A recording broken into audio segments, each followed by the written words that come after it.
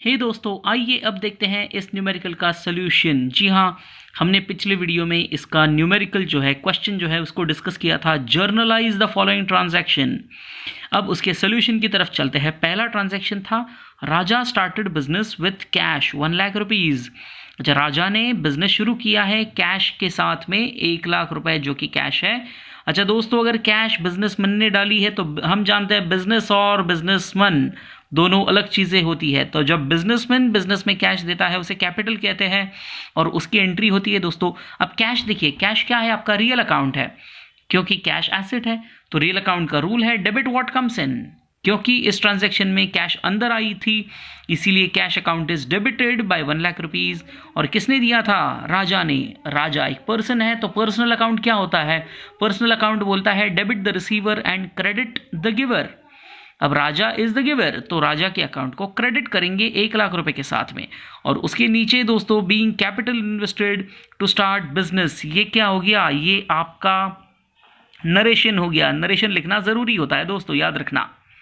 बिल्कुल बढ़िया। अब दूसरा ट्रांजैक्शन आपका था परचेज्ड मशीनरी इन कैश। अब इसमें 2 अकाउंट्स हो गए, एक हो गया मशीनरी अकाउंट, एक हो गया कैश अकाउंट।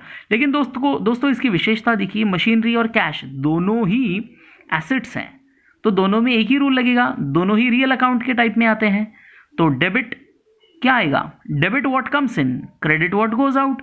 अब मशीनरी अगर आपने खरीदी है, if you have purchased machine, तो मशीन कम्स इन, इसीलिए मशीनरी अकाउंट को डेबिट करेंगे by 20,000 and cash goes out, इसीलिए कैश को क्रेडिट करेंगे बाय 20,000। और नरेशन में लिखना है हमने दोस्तों being machine purchased for cash 20,000। बिल्कुल बढ़िया। तीसरे ट्रांजैक्शन के बारे में आपको क्या लगता है? बोलिए तो। बिल्कुल बढ़िया। Purchased goods from Sita 10,000 rupees, ये हमारा ट्रांजैक्शन था। अब परचेज्ड गुड्स फ्रॉम सीता, तो हम जानते हैं कि गुड्स का कोई अकाउंट नहीं होता है दोस्तों, याद रखना। गुड्स का कभी भी कोई भी अकाउंट नहीं होता है। गुड्स के बजाय जब आप गुड्स खरीदते हो तो हम उसको परचेज अकाउंट में लिखते हैं और जब आप गुड्स बेचते हो तो हम उसको सेल्स अकाउंट में लिखते हैं दोस्तों। तो क्या करेंगे? Purchase account debited 10,000 rupees. क्यों? क्योंकि भाई परचेज क्या है? अब परचेज यानी आपने कुछ खरीदा है तो खर्चा हो गया। खर्चा यानी नॉमिनल अकाउंट है, इनकम एक्सपेंसेस का नॉमिनल अकाउंट होता है। और नॉमिनल अकाउंट का रूल कहता है debit all expenses and losses and credit all incomes and gains. अब परचेज एक एक्सपेंस है तो परचेज अकाउंट को डेबिट करेंगे 10,000 के साथ में। लेकिन सामने तो सीता का अकाउंट है। अब सीता यानी पर्सन हो गई तो पर्सनल अकाउंट क्या कहता है? Debit the receiver credit the giver. आपको क्रेडिट किसने दिया भाई? आपको क्रेडिट दिया है सीता जी ने, तो सीता जी के अकाउंट को हम क्रेडिट करेंगे, इसीलिए purchase account debited to Sita account credited by 10,000 rupees. बिल्कुल बढ़िया दोस्तों, ये हो गई आपकी 3 ट्रांजैक्शंस की एंट्रीज। अब देखते हैं 4th ट्रांजैक्शन। अगला ट्रांजैक्शन है दोस्तों 8 मार्च का, गुड्स सोल्ड टू रवि। अब गुड्स सोल्ड टू रवि, क्या इसमें कैश वर्ड है दोस्तों? जैसे हमने पहले भी बात की थी, जब भी किसी इंसान का या पार्टी का नाम आ जाए और उसमें कैश वर्ड नहीं हो तो समझ लेना ये क्रेडिट ट्रांजैक्शन है। और इसीलिए हर क्रेडिट ट्रांजैक्शन में उस पार्टी का नाम हमको लिखना पड़ता है, उस पार्टी के नाम का अकाउंट हमको बनाना पड़ता है। तो यहाँ पे है Ravi's account being goods sold to Ravi. तो आपने क्रेडिट किसको दिया है? आपने रवि को दिया है और आपने क्या किया है? सेल्स किया है। तो 2 अकाउंट कौन से आ गए? एक हो गया रवि का अकाउंट और दूसरा है आपका सेल्स का अकाउंट। अब रवि के अकाउंट को डेबिट किया है। क्यों किया डेबिट रवि के अकाउंट को? क्योंकि debit the receiver credit the giver personal account का रूल है। अब रवि इंसान है इसलिए पर्सनल अकाउंट है। और रवि को आपने क्रेडिट दिया है या उससे लिया है? आपने रवि को क्रेडिट दिया है तो डेबिट द रिसीवर, क्रेडिट को रिसीव करने वाला, प्राप्त करने वाला रवि है, इसीलिए Ravi's account is debited to sales account. और सेल्स अकाउंट क्रेडिट क्यों? सेल्स से क्या आता है? इनकम आता है। इनकम एक्सपेंस नॉमिनल अकाउंट है तो रूल है debit all expenses and credit all incomes and gains. Sales एक इनकम है इसीलिए उस अकाउंट को हमने क्रेडिट किया है 5,000 रुपए के साथ में। So being goods sold to Ravi, narration लिख दिया, ये हो गया आपका ट्रांजैक्शन।